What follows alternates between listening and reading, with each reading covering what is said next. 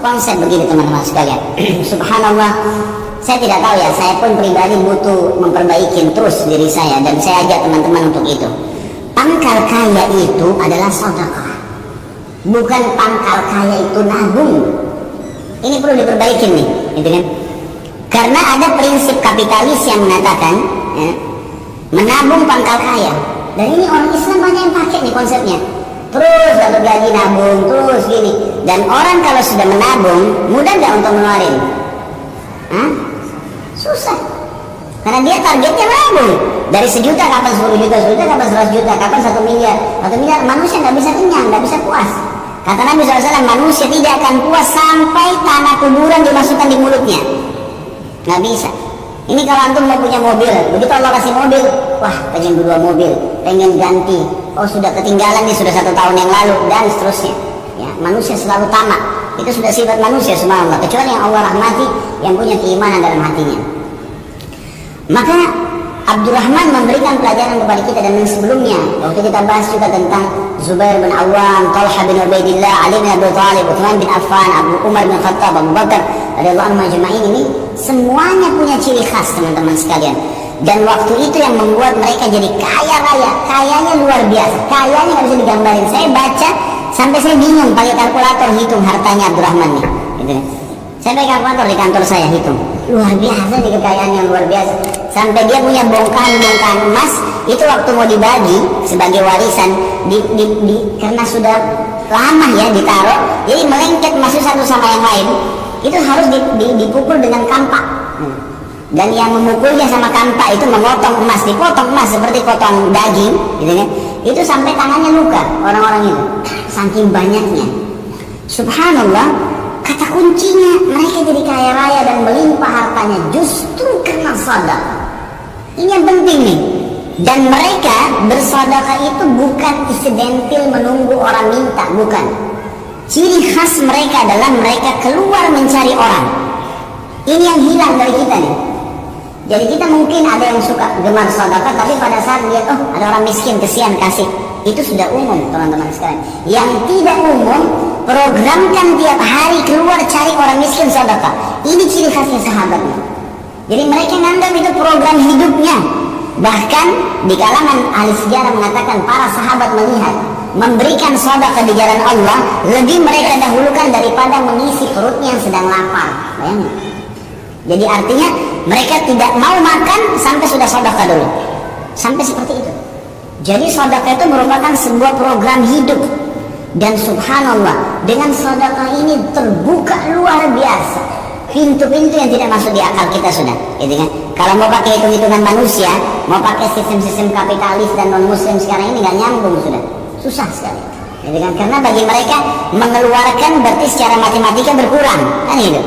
Kalau kita tidak, Nabi SAW mengatakan dalam hadis sahih riwayat Imam Ahmad, demi zat yang ubun-ubunku dalam genggamannya, tidak ada harta yang berkurang karena sedekah, nggak ada. Dan tidak ada seorang hamba yang bertawadhu merendah karena Allah kecuali Allah akan muliakan dia, gitu ya. Jadi memang penyampainya jelas konsepnya. Jadi sedekah itu membuka pintu rezeki, rahasianya keluarkan akan datang. Hadis Bukhari berbunyi, ya bena Adam, kata Nabi SAW, Allah berfirman, ya bena Adam, amfik alaih, wahai anak Adam, berinfak dulu di jalanku, baru aku bukakan. Coba kita bersedekah ini, dan sedekah ini nggak boleh setengah-setengah. Emang betul-betul ya harus yang terbaik. Nah, kita berikan yang terbaik.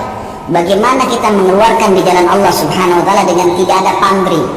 Karena kita tidak bisa teman-teman sekalian mendapatkan ikan paus dengan pakai ya pancingan yang kecil. Untuk mendapatkan ikan paus, ikan yang besar, itu butuh kapal-kapal tanker yang besar, gitu kan? Artinya, korbankan sesuatu yang besar, akan datang yang besar. Dan Allah Subhanahu wa taala dengan kemahamurahannya, kita kalau keluarin 1 juta nih, Allah nggak balas 1 juta. Nah, Allah Subhanahu wa taala akan balas kita 100 juta. Lebih besar. Efek ibadah itu kalau kita kerjakan, balasannya berlipat-lipat. Kita sudah tahu balasannya 10 sampai 700 kali lipat. Ini bukan hanya dalam masalah pahala puasa, masalah sholat, tidak. Masalah sedekah itu pasti dijanjikan bisa 10 sampai 700 kali lipat yang dibalaskan. Itu sudah jelas.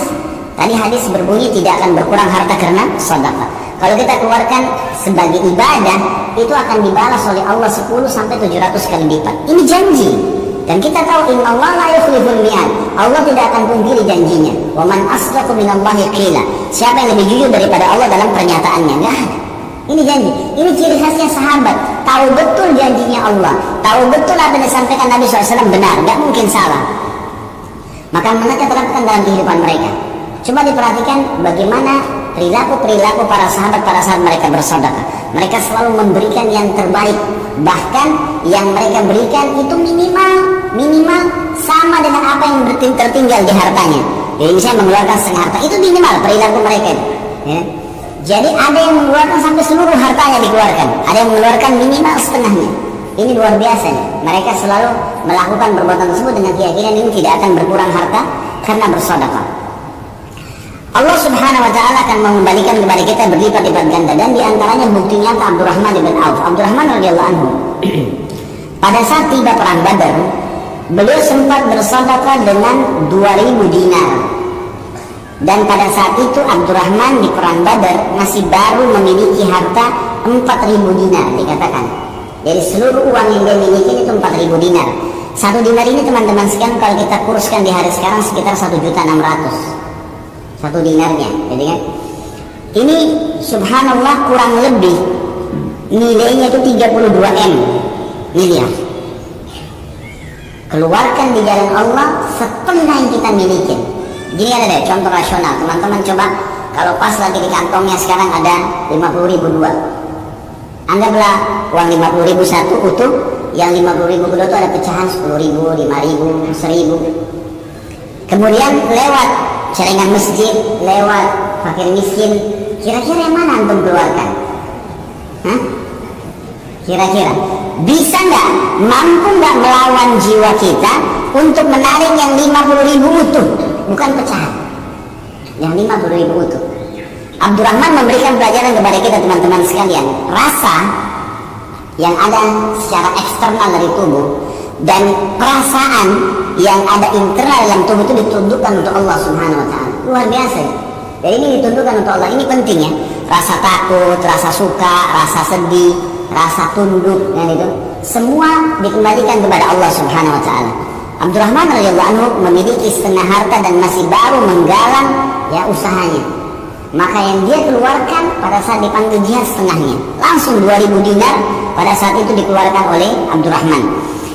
Ia juga menyumbangkan pada saat ya waktu yang lain, yang paling sering dia lakukan adalah begitu dapat keuntungan maka dia langsung, kalau kita sekarang mungkin mobil pick up ya, dia langsung menyiapkan 1 ekor unta, 3 ekor unta. Bahkan disebutkan dalam riwayat yang masyhur tentang beliau seringkali setiap dapat keuntungan pasti membeli unta itu dilengkapi dengan, kalau zaman dulu tuh memang dilengkapi ada unta khusus untuk mengangkat barang.